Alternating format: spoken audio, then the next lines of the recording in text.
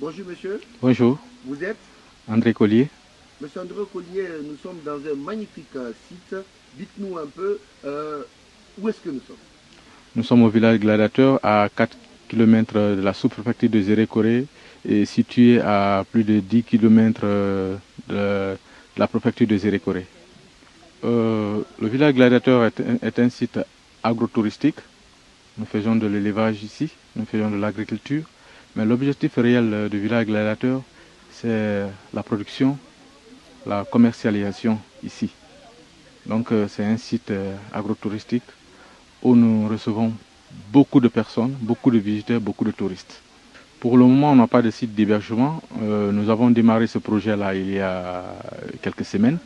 Nous sommes en train de construire des cases types pour avoir un modèle, pour avoir un coût global d'une case et après on ira voir des investisseurs ensemble si nous pouvons investir ici dans le cadre des logements.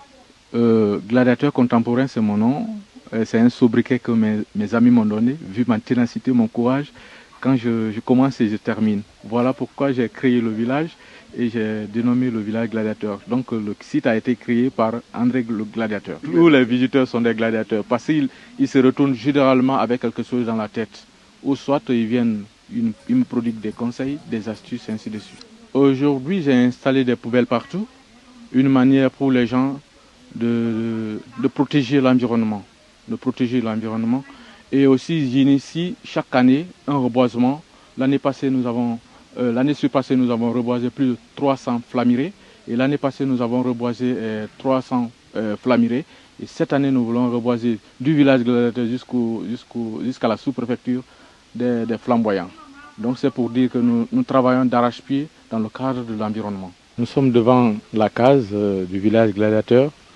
C'est une case comme les autres, mais la spécificité, elle est très basse. C'est une case dans laquelle que nous gardons les anciens instruments de musique, les anciens masques que les jeunes ont tendance à oublier. Parce que nous avons constaté que les jeunes ont tendance à oublier leur culture, leur identité, leurs mœurs. Donc à l'intérieur de cette case, vous allez voir quelques instruments de musique que nos aïeux ont utilisés. Et aussi nous allons garder à travers cette case des livres qui parlent de chez nous, les résistants de chez nous, et aussi des livres qui parlent de notre identité, que ce soit le mariage coutumier ou soit le cousinage à la plaisanterie. Donc ce sont des documents que nous allons chercher et nous allons garder ici, que les gens viendront lire pour ne pas oublier leur identité. C'est une sorte de bibliothèque. Oui, c'est une sorte de bibliothèque. On peut visiter. Oui.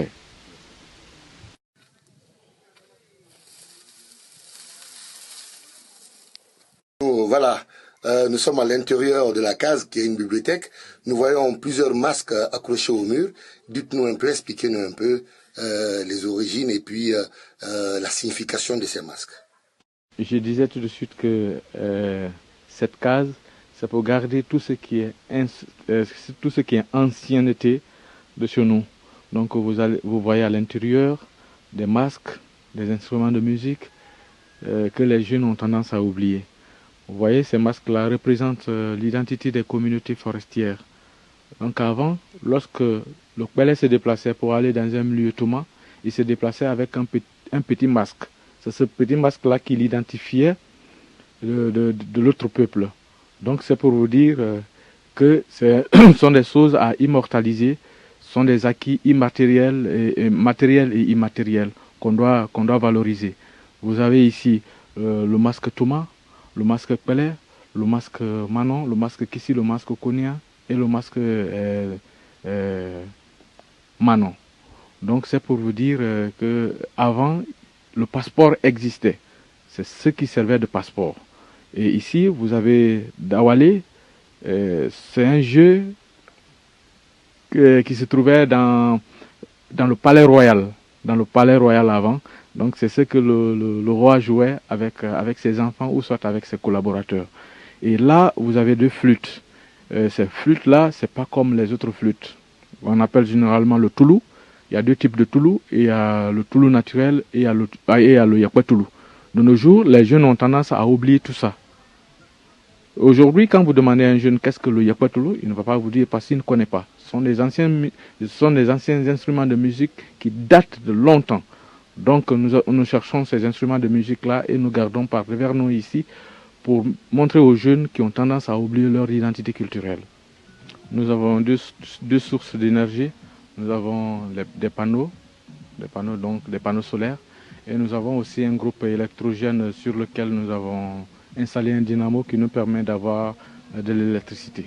Et de nos jours, nous sommes ouverts 7 jours sur 7, parce que nous travaillons 7 jours sur 7. Et sur les réseaux sociaux, c'est le village gladiateur. Le village gladiateur, vous pouvez faire une réservation via notre page Facebook.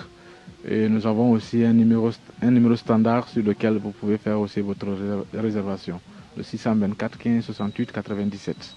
Merci à Monsieur le ministre Félix Lama, car c'est grâce à lui que nous avons eu la route de la sous-préfecture jusqu'au village gladiateur. C'était vraiment un calvaire au début. Tout ce que vous voyez ici comme investissement, nous avons transporté sur la tête et sur les motos. Aujourd'hui, nous avons la route de la sous-préfecture jusqu'au village gladiateur. Et c'est aussi un appel pressant que je lance au gouvernement de la Guinée, au gouvernement du président Mamadi Doumbouya, de me venir en aide dans le cadre des logements, dans le cadre du développement du village gladiateur. Merci beaucoup.